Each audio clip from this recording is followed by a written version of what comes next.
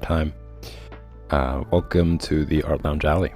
I'm your host. I am going to jump into figure drawing in just a minute, but before I do, I'd like to introduce newcomers to the Patreon page. And this is it. I launched it about, I want to say 2-3 weeks ago, and I got all sorts of tiers on here. I think some of them are pretty interesting. I'm going to go over them real quick. That way it doesn't feed into, or eat away rather, at the time on the stream. So I'm going to go with Tier 1 Official Patron, $2 per month. It's pretty affordable. You get access to the Discord server, where pretty much everybody from all the social media platforms that I regularly update come together, interact with one another, as well as all the tier members. So whatever tier you're in, you're going to have access to this general server. You'll also get your patron name listed in the credits as a thank you for being a supporter, and you'll be a part of the patron-only community. And then we got Tier 2 All Access Patrons. That's $5 per month. All previous tiers, plus having early access to finished pages and exclusive content. Tier 3, which is the Critique Submission tier. This is where I think it gets interesting. For $15 per month, every Friday, I will be doing live critiques. So once submissions start rolling in, I'm going to be doing that at 8 p.m. and it's going to be for 2 hours. There are some requirements, not many, so I do highly encourage you guys to read through them at your own pace, at your own time, to get more familiar with each tier. So yep, I'm going to be doing live critique of your work that you submit through the Discord channel once you pledge to this tier. Then we got the Kickstarter patron tier, and that is a tier where once you pledge, I will be doing a high resolution digital painting of you. That's right, you're going to send me a profile pic of yourself from your head to your chest, and I will be doing that every Thursday. So from 8 until 10 p.m., I'm going to be doing digital portraits of you guys. And you also get access to all the previous tier benefits. There are some things that you guys should read. I do encourage you guys to have masks, makeup, glasses, expressive face expressions, hats, and accessories when you take a photo of yourself to send to me. But it's not required. I think it'll just make the stream more fun. I think you get interesting portrait back, but you could just simply send me a portrait of yourself from your head to your chest, and I'll start painting that on stream. Then the next tier, we got Tier 4 Artist Promotion, and this is really for intermediate or advanced artists. So if you want to promote yourself, send in a 5-minute video of your work, however you'd like to put it together. There are some requirements here. Now this one is really important you read through this, because it's $25 per month. Prior to pledging to this tier, you need to first pledge for the Tier 1. And I do this because, I don't want you guys putting in $25 and then finding out that the material isn't really suitable for Art Lounge. And it's a way for me to just see what kind of content is going to be put out. So if you pledge to the first tier and you guys submit or send me a link to your work that you want to post or that you want to promote, I'll be able to check it out, and then I'll write you back. And then from there, you can pledge to Tier 4 for the promotion. And I'll also, once you're selected, I'm going to be promoting your website, promoting your social media, whichever one that you'd like to share, on all the different platforms prior to starting the stream, during the stream. So it's going to be a pretty good amount of exposure for you. You'll be able to funnel in all sorts of interested viewers from all sorts of platforms to your page. But yeah, there are some requirements there. There's some tips. There's some ideas. It's not limited to illustrators. It's for all sorts of artists. So if you know somebody who's not aware of the Art Lounge Alley, introduce them. Let them know that it's a community for all artists to come together and share ideas, expression, thought, and their work, basically, their artistic expression. And yeah, there are some there's some ideas here just to give you guys a better understanding of how to go about it. And you could always ask me questions, and I'd be happy to answer any of them through the stream, through the social media platforms I've listed on the Twitch channel. And then moving on to Tier 5 private tutoring. This is pretty self-explanatory. It's limited to 15 people. And I am going to be sending you guys, once you pledge to this and you send me your work, something that you're working on, for me to help you with, to guide you, and that sort of thing, I will be sending you a 30-minute video per week. So you get one video every week, 4 videos in total per month, where I'm going to be doing just demonstrations of where you can improve on the piece that you submit, giving you guys some guidelines, some tips, showing you where you could improve. And I'll also be sending you a PSD file for you to explore at your own pace, at your own time, for you to check out as well. There will be homework. I want you guys to improve, so I'm going to be assigning you some things to do throughout the week just to improve your technique, to improve your drawing in general, and to continue to practice, continue to draw. That's really important. And I want you guys to get your money's worth, that's for sure. You'll also get a private Discord channel dedicated just for you. So it's going to be a one-on-one between us. No one else is going to have access to it. It's the perk of this private tutoring session. You can leave me comments, you could leave me questions, you could leave me progress of your work, and I'll write you back, and I'll talk about it more in the next video that I'm going to send you. So, and you also get all the previous tier benefits as well. So that's pretty much it, y'all. That's the Patreon page. You could check that out in the Twitch channel. The link is posted there, and you could read through it at your own pace and time. You could also check out the Twitch collections folder, where I have like a 30-minute video where I talk about each tier in more extensive detail for you guys to get a better idea. But as I mentioned, you could always ask me questions and I'll be happy to answer you. All right, with that said, let's jump into today's stream, which is going to be just continuing filling up pages. You know, this is something for those of you who are just tuning in. I am pretty much done with the sketchbook. I'm excited about it. It's been some time. Really, these past few months, I've been filling up the pages, so it's a bit of an old sketchbook,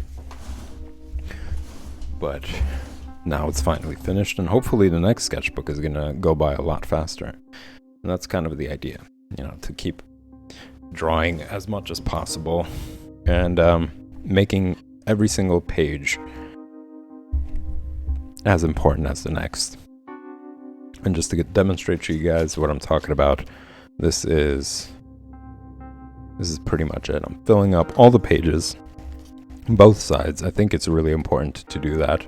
As you could see, figures are colliding with each other. You see that the foot is in the foreground while the body is in the background. There's several that I didn't fully finish, but the idea was just to fill up the space as much as possible and put effort into each and every single drawing, because that's really the point of it. It's not just to fill up the page, it's to just keep drawing as much as possible, make use of the space, get used to colliding the subjects in your drawing, whatever it is, whether it's figures, whether it's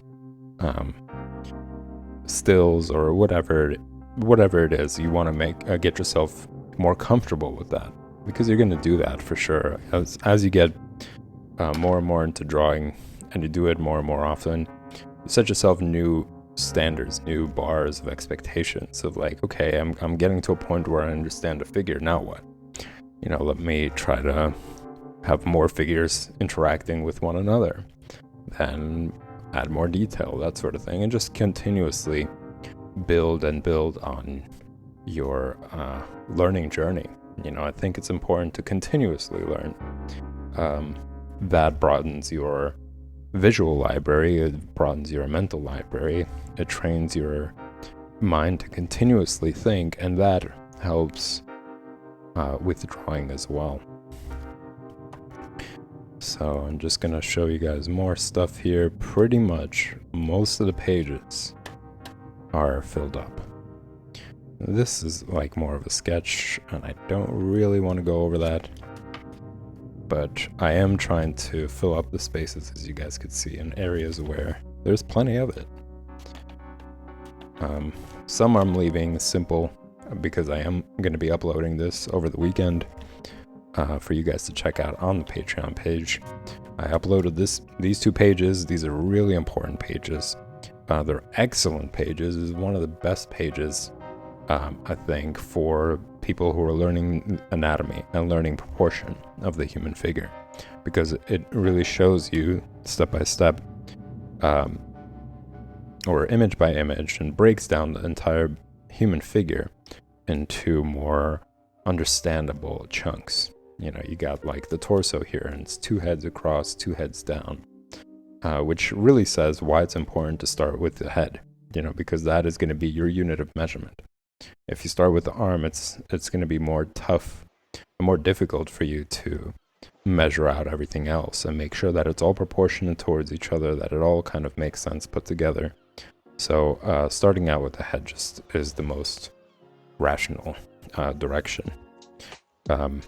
And then, as you could see, it's just examples of pretty much everything else. And then it gets more and more simplified. Like, you could see that the top part of the body, it's pretty much 4 heads. And then over here it shows you really how that's broken down into 2 sections. The top part and the bottom part of the torso, basically. And then right next to it, you get to see how the legs are basically the same measurement. 2 heads for the top part, 2 heads for the bottom part. And that's for the 8-head figure.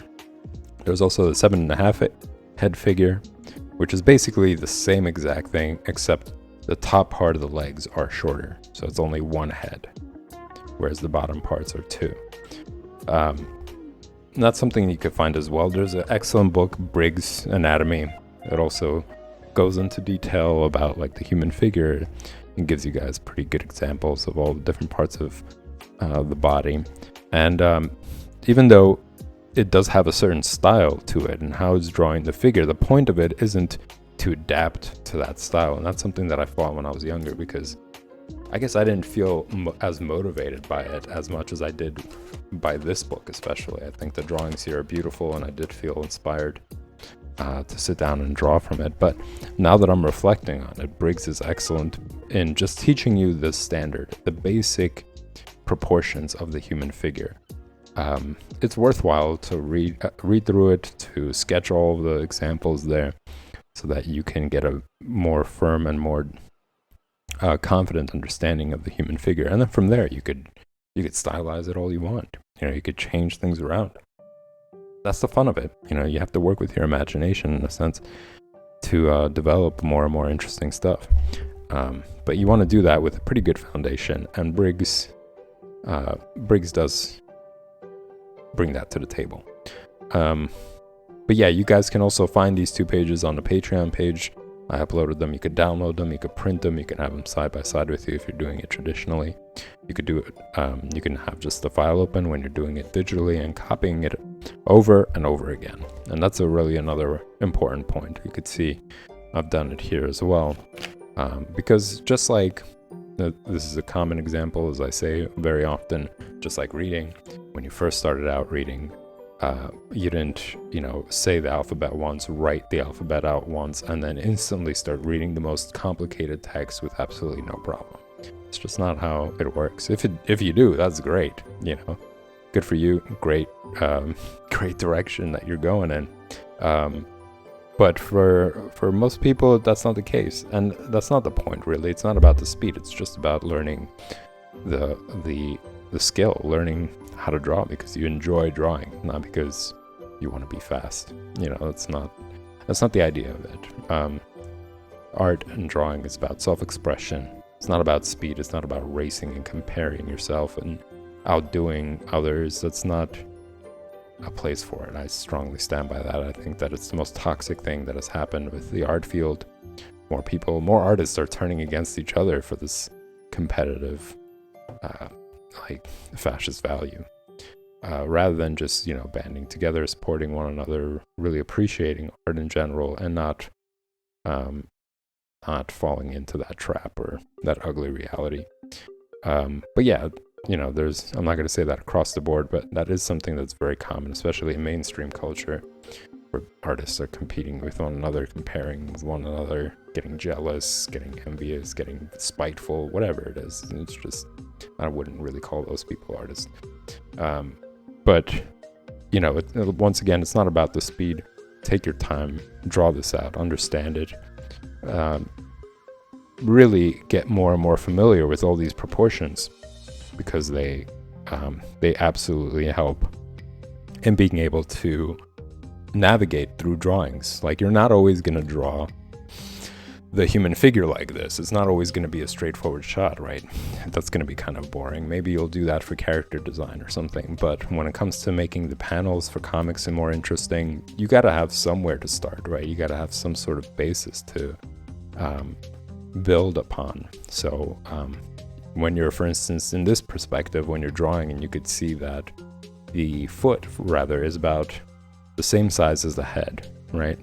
So to make sure that you don't draw the foot too big, you remember this rule, this standard, basically. Of course, they vary to some degree, but again, this is your center point. From there, you could deviate and change things around how you want it, but at least have something as a starting point. And this is it. This is similar to that conversation about Briggs. It's not really stylized. It's very much simplified as much as possible, so that you can use it as a tool to create your own stuff, create your own style, create your own ideas. That sort of idea. So, yeah, as I mentioned, you could definitely get this on a Patreon page. It starts with tier 2. You get access to pretty much all of my work, all future work to come, and all these pages that I'm going to be uploading. So the ones that are a little bit more simplified here, and I also uploaded this so you guys can draw more stuff, more different positions of the body, different just different ways to draw the figure to make it more interesting, to just change things up a bit, but still continue to draw the figure and continue to simplify it into cylinder form shape as a skeletal structure before you start really laying down the details and giving them muscles and face features, that sort of thing. It's a lot easier to do that. It's the same idea as building a building. You don't want to start building the bricks right away before you make sure that the foundation of it is strong enough to hold. It might topple over because the structure isn't stable. And the same idea here. You don't want to start putting in detail and then find out that the entire anatomy and everything is wonky and off and kind of leaning towards the wrong side after putting in an hour or so of all the detail and work that you like. And that's something that I see very often, where people just get frustrated with oh damn, things are kind of off. So instead of erasing it or maybe starting all over again, they just cover it up with even more detail. And that's the pitfall of not sketching things out, not drawing lightly, not drawing everything out on a page before jumping into detail. You end up shortchanging yourself. You find out that, oh man, all that time and effort I put into drawing the legs and all the muscles in it ends up being a waste because it's not fitting on the page if I draw it out to the top, or to the side or whatever it is. But yeah, just going on further, there are more pages of that, more examples of the figure, and a bunch of panels. And that's pretty much it. It's coming to a close. This is the last one. I use it mainly for well,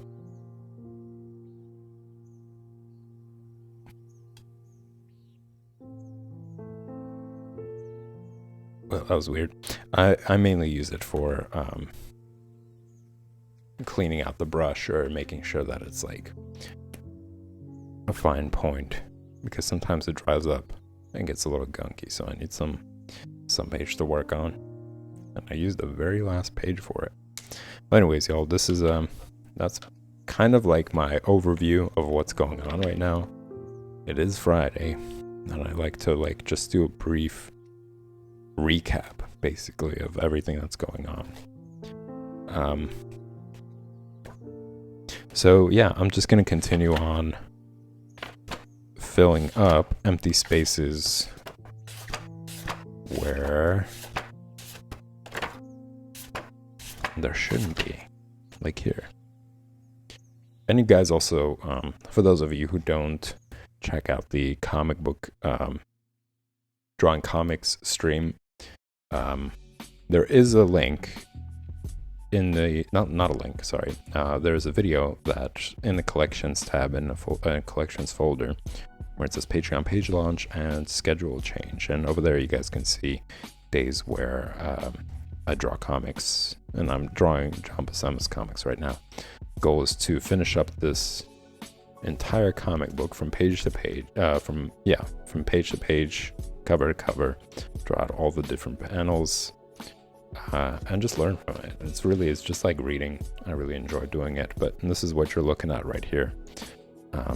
I also color them, and that's another stream where I color comics, and that's also listed in the schedule change, so you guys can check that out to get a better idea. But right now you get a preview of both. You get to see the panels that I worked on, as well as seeing the process of just drawing these figures, these simplified figures.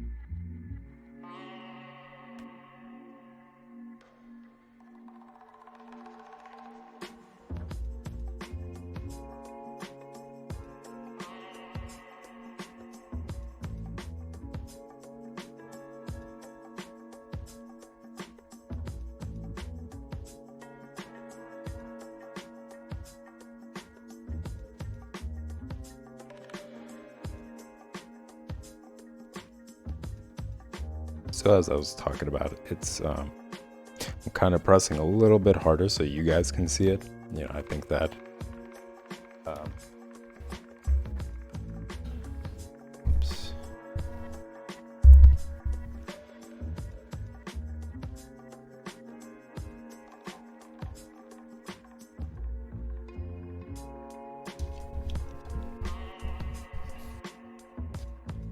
Just bringing up chat here. Yeah, it's more, as I was talking about, like I'm pressing a little bit harder just so you guys can see. It's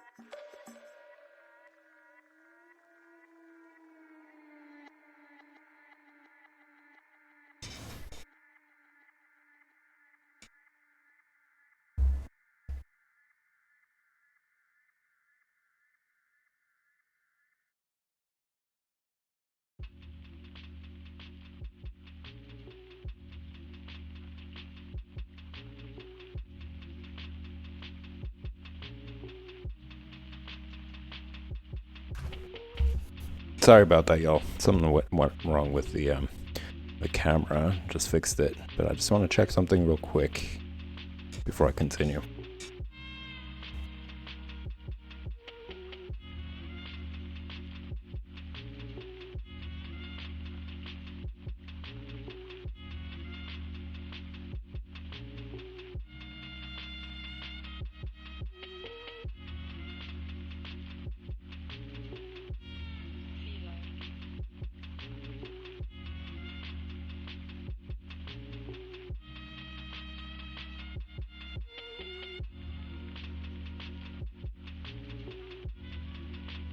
Yeah, it froze for a minute.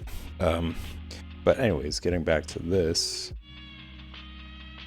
I do tend to press really lightly, but for this example, I want to make sure that you guys are able to... there you go. All right. Are able to actually see it. So I am pressing a little bit harder, but the idea is to just sketch everything out real quick to make sure that everything is proportionate to each other on the figure.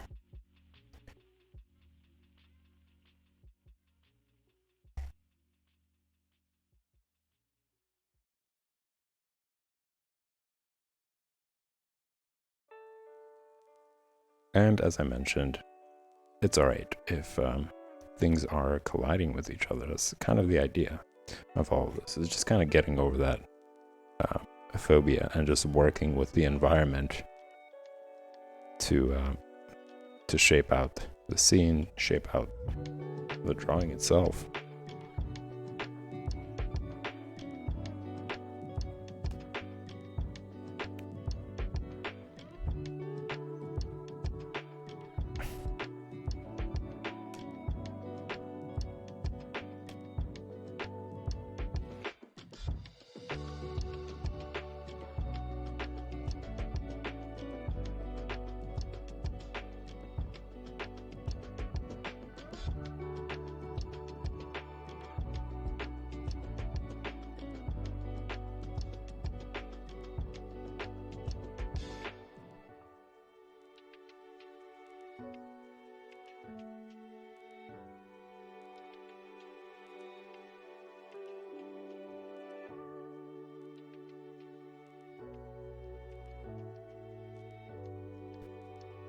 And I'm also taking an opportunity to draw out the figure in various sizes as well,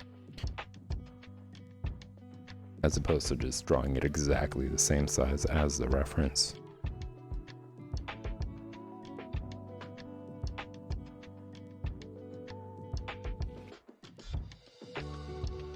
And that's where the head as a unit of measurement becomes really important, because once you draw out the head on your page, you can use it as a point of reference for all other features. So to stop yourself from continuing to draw, let's say, the torso after you drew the head the same size as what's on the reference, whereas the way you drew the head is different. So basically knowing that the upper part of the body should be two heads up until the waist, and then from the waist down to the groin should be another two heads. So you can use your head that you drew on your page as the reference to it, while still following the reference for the pose. If that makes sense to you guys.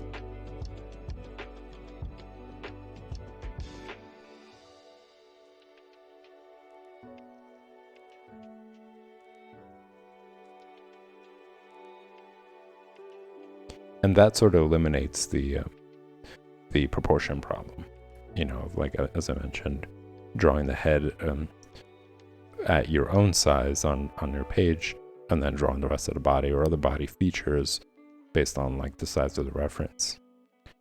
That's going to be problematic.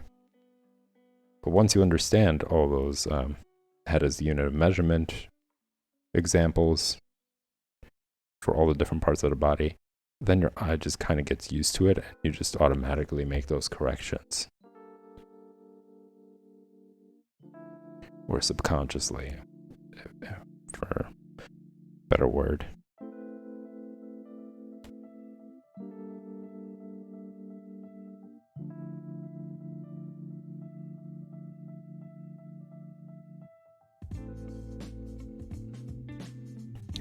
Another great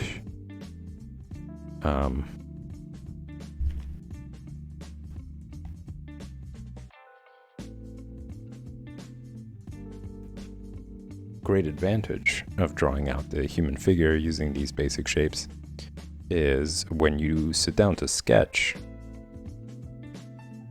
you immediately go to drawing out the body in these simplified forms, as opposed to just kind of sketching around, hoping you get the proportions right, hoping you get like the body parts right, etc., that sort of thing. So the more you practice it, drawing it in this, drawing it this way, drawing it in this form, the quicker you're going to get, the faster your results are going to be for shaping the figure, shaping your drawing.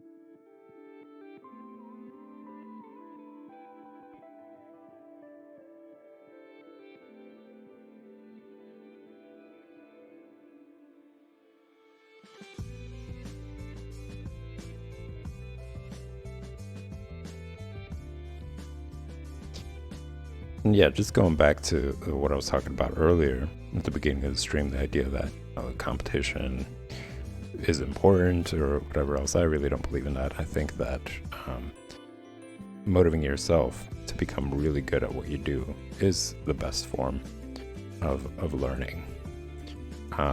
Curiosity, good example. Those things, I think, really excel learning or desire to learn. I think the latter just creates really toxic environments, as you guys could see. Pretty much most forms of interaction are based on this like competitiveness that is perpetuated by this capitalistic system. They want you to compete with one another. They don't want you to band together when it comes to, exploitation or anything like that. They want you to be against another person who's potentially going to take your position in whatever it is, whether it's your artistic endeavors or popularity or whatever else. Like, all those things really shape culture and social interaction to be extremely adversarial and toxic. People will do and say and act in all sorts of ways to basically compete within that type of system, and that doesn't create good art. That just creates terrible forms of quote-unquote entertainment that feeds itself back into that toxic culture.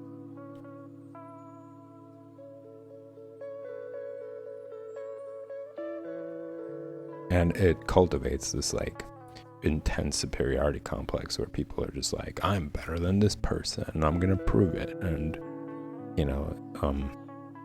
and then they start doing really terrible things in order to make that other person fail or be beneath them or whatever else. And the perfect example of that And it's a movie that I quote very often and I really like. Actually, it's called Amadeus. It's a movie with Robert Downey Jr. playing Mozart Amadeus. It's a period movie. It's like in 1800s, 1700s.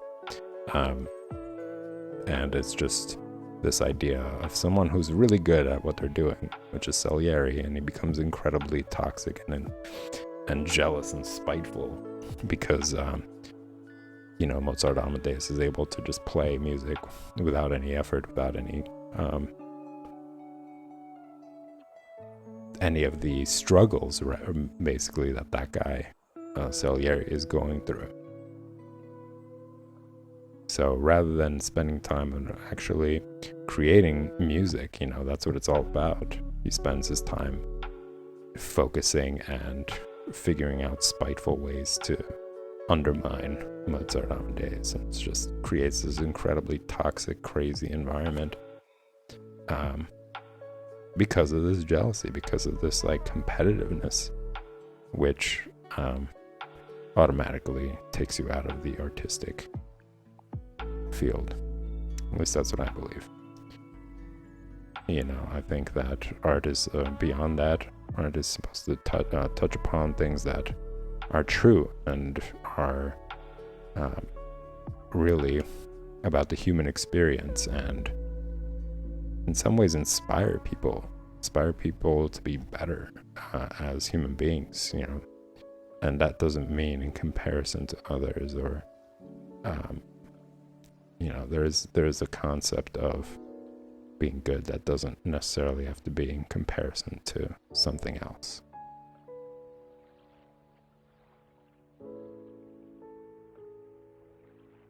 It's supposed to snap people out of a spell that they're under, in a sense, when it comes to these like social constructs and capitalistic traps that keep you running in a hamster wheel, pretty much, having you do the same things over and over and over again, and not realizing that your life is slowly trickling away.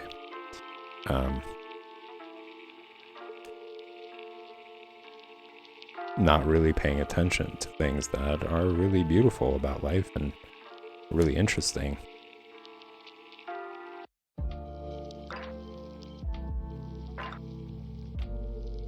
And have you instead fall into that trap of competitiveness, so that you're not too aware of the fact that you're being exploited, that you're being brainwashed, that you're being taught to hate and taught to be incredibly toxic. And again, it's ways for people who want to exploit you to stay in the position of exploiting you, rather than you being like, hey, this is terrible, you're terrible, you shouldn't be profiting off of us, and you shouldn't be in business, or you shouldn't be exploiting people anymore, and just pretty much end that. That's what they're constantly doing with like fear mongering and exploiting and overworking and providing like toxic media and toxic advertisements and false information. Like all that stuff is so that they can continue to basically exploit you. They don't want to invest in good education. They don't want you to be happy in your position, because that's gonna keep you away from buying products. For instance, impulsive shopping, or people who shop because they're upset and they're like, oh, if I get this, I'm gonna be happy. And they cover up true values with very superficial ones to basically keep that going, in a sense. So art isn't supposed to fall into that, and artists aren't supposed to fall into that, and they're supposed to be doing the opposite. They're actually supposed to be making people appreciate life, making people appreciate humanity,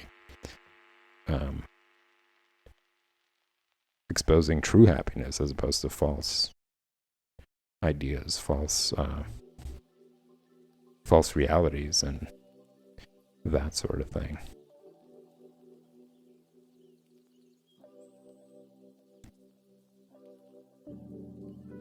That's what makes The Matrix such a great movie, right? That's why people are they were so enamored by it, because it really did a great job of kind of like snapping you out of this like matrix that you're in, and such a long-standing story of like exploitation and just not even realizing where your life is heading and that sort of thing, where your personality is heading and what kind of values you're cultivating.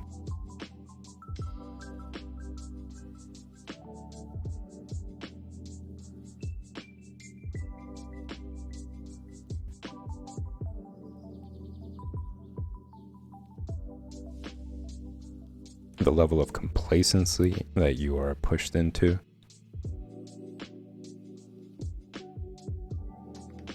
Rather than speaking out against exploitation, against making society worse, human interaction worse. You know, people are put in like complacency through products, mindless products, through meaningless movies and shows and superficial forms of entertainment and very basic form of entertainment of, like, for instance, people beating the crap out of each other for entertainment. Like, you know, they want to keep you at a very basic level. You know, that's the whole idea of it. So yeah, just, you know, going back to the idea that artists who compete automatically kick themselves out of that field. I wouldn't call them artists. It's not about the fame. It's not about the money.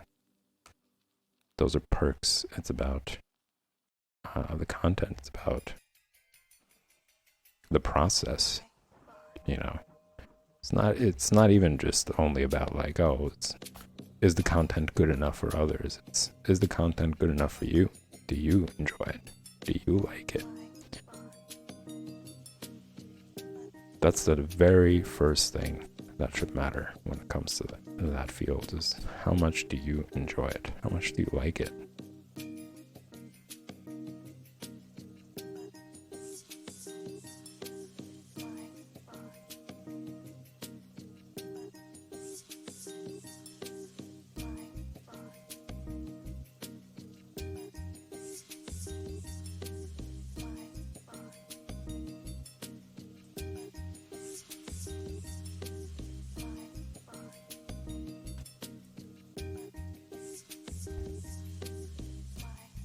Maybe I could draw more over here. And I think I'm going to do just that.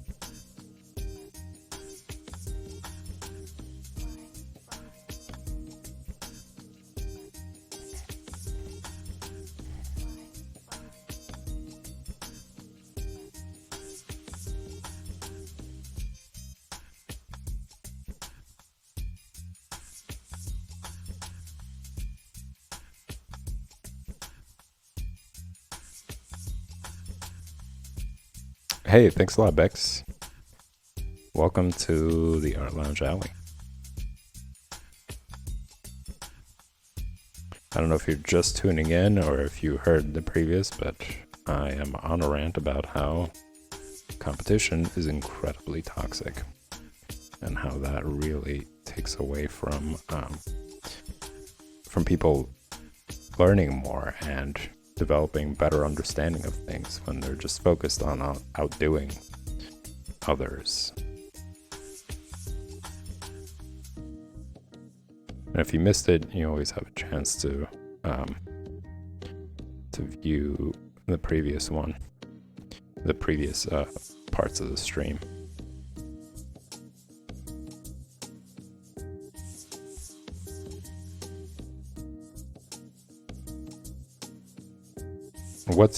What's your opinion? What do you think about the idea of competitiveness?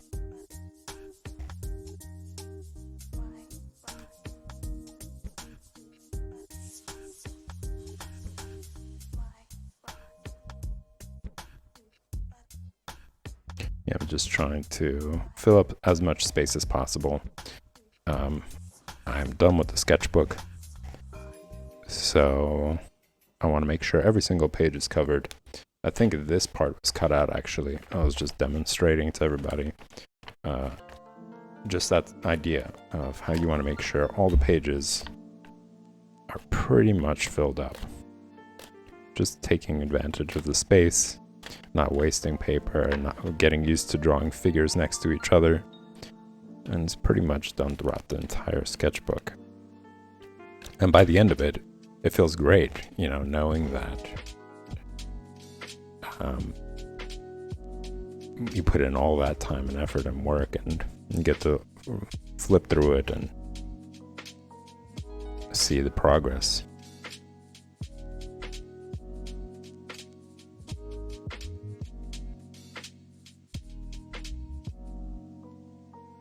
And I also just like it. I think it looks cool, having everything filled out like that on page.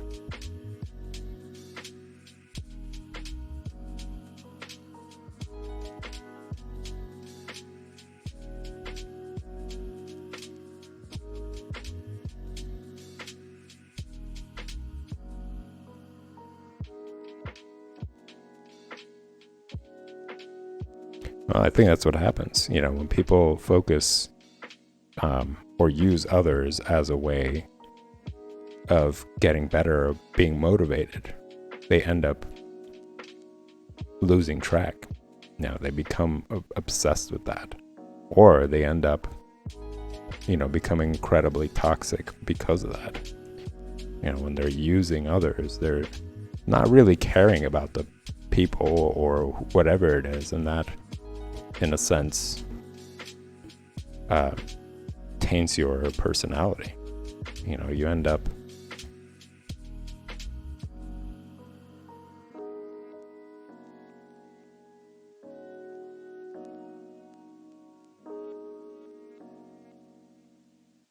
that's not bad. I think that you know, trying to push yourself to be great or really improve on what you're doing, that's excellent. I don't think there's any issue with that. But when you use others, or when you are you know, focused on others as a way of comparing and seeing whether you're good or not, that becomes toxic in your mind as well. Because if that person, for instance, is better, then, you know, it starts to invoke jealousy or resentment or some sort of negative feeling, because they use them as a gauge. You know, oh, am I better than this person? Am I less than this person, or whatever else? And that whole train of thought just veers itself in a very toxic direction.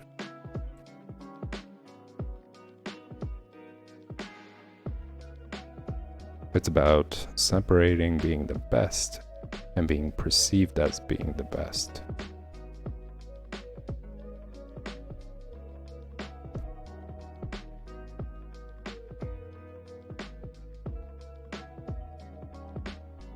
I'm not sure what you mean by it.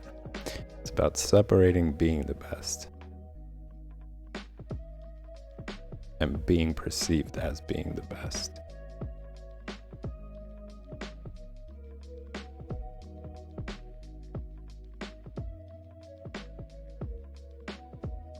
Why not just strive to be great at something? I mean, best in comparison to what, right? It kind of leads in that direction. Best suggests that there's somebody that needs to be worse.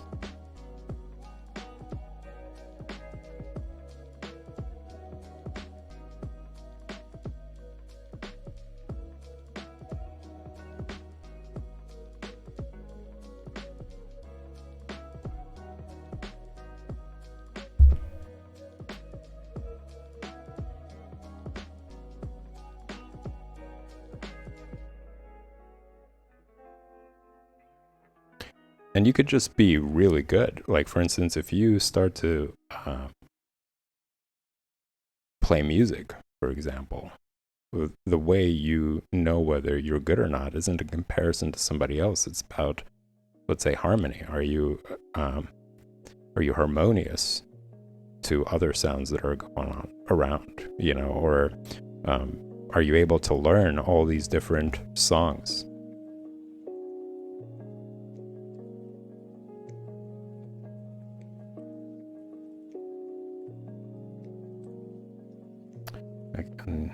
Beck says, I get pissed off with my coworkers who are constantly praised, despite, in my opinion, being flawed, and it honestly bugs me at points.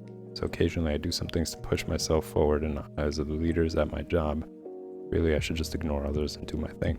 Yeah, you're right. It really is that. Whatever it is that they do, it's their problem. Whether they're getting, who cares if they're getting praised? Really, it's just about you doing your work and doing the best that you can in your job, I think. And, whether the employer recognizes it or not, that's another issue, right? Essentially, you want to get paid more, right? And if the employer doesn't recognize that over and over and over again, maybe look for a better job. If you feel like your work isn't appreciated, that doesn't have to be necessarily in comparison to somebody. That just could be, I think, on its own merit. You're putting in a lot of effort. You're completing projects, let's just say. You're getting things done. You're never late or whatever else. And it's still being unnoticed, or you're not getting a raise, or you've been there for years and you're not getting anything from it, or you're just not happy there. I think that's just a separate issue. I don't think that, what the other coworkers are like really matters. And the point is that it's just, you want to, I think, keep that out of your mind in a sense, because again, once you get into that, you find yourself emotionally being constantly gnawed at by that idea. Oh, this person and that person and this person does this and that person. So you're just filling up your mind with all these different people and ideas, and it's taking up space where you could be using that time to feel happy, to explore things, to do things that don't invoke these kind of emotions. This is something that I was talking about earlier, this movie called Amadeus. It's with Robert Downey Jr. He plays a virtuoso, Mozart, and he has this other musician who sees him as a rival, and that's Salieri. And he's also a great musician. Salieri is a great musician. He puts in a lot of time. He creates all this music, but then he forgets about that process and starts focusing so much on Mozart, because he hears the music is beautiful, and rather than just seeing that as inspiration, rather than being like, oh, that music is really great and it's inspiring me to like play more music and create more, so on and so forth, he sits there and he festers in his head about how, oh, he's like this and he's like that, and he barely does this and he barely does that, and I'm here and I'm doing all this stuff, and it starts to like really turn him into an ugly person. And you get to see in this movie how he just becomes more and more crazy. He starts doing crazier things. So really, it's just that you want to spare yourself from becoming that sort of thing, and that's what competition really does to people. You see like people who are playing basketball. It's a game. I mean, I'm not going to say it's stupid. There's skill there. It's a game, but you hear these people and how they talk to each other, they're awful. They hate each other almost. Like, it's this really nasty psychological game that they play, but it really, because they do it often, over and over and over again, it becomes this thing that they enjoy, right? You kind of have to enjoy it in order to either take it or give it. It becomes this thing where they start to do it. So it turns into like this sadistic sort of scenario, and that just pours out more and more into like personal life. Oh, it was fun doing it in the game. Now it's going to be fun doing it with my significant other or my friends or my family members. And it just pours itself out and becoming more and more toxic. So really, that's what I mean. That's what's so terrible about it, is that on one hand, yeah, it might make you somewhat better, or it might give you a little bit of a steam drive to push yourself. But the pitfall of it is all this other awful stuff that starts to trickle out and becomes incredibly toxic, and you start developing these really nasty thoughts and nasty ways and behaviors and things that you do to play this competitive game. But yeah, I could go on forever about this stuff. I talk about it a lot. I write about it. It's just something I was talking about when it comes to like art and artists. I think that they just really don't belong in that competitiveness. It pushes people into the wrong direction, especially when you're trying to pour things out emotionally, and creatively. The last thing you want to do is be stifled by this like competitive sickness and stuff. But well, good luck with that. Unfortunately, I do have to end the stream for drawing basics. I got carried away with this topic. It was a good chat. Thanks for sharing what's going on there. Hope that works out for you better, and your work environment is a little bit better. I know that's really stressful at times. But yeah, if you guys enjoy the content, hit the like button, hit the subscribe button. They both help the stream grow. I'm going to take a 5-minute break real quick, and I'm going to be back for the project stream where I'm going to start a new project. I finished the previous project yesterday off stream. I'm going to be uploading that to Patreon. And you guys can check out other content on there as well. The Patreon page is listed in the Twitch channel with all the other social media platforms. So yeah, I'll see you guys in the next stream.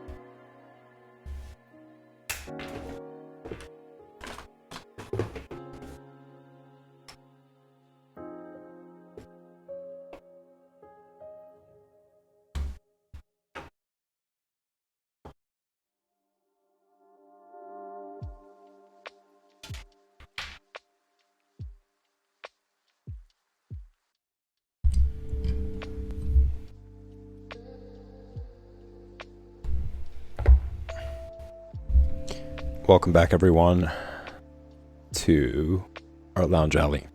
This is going to be the project stream. It's part 33. I do have to stop the stream for 1 second to break it up into the next, so I'll be right back literally in like 2 seconds.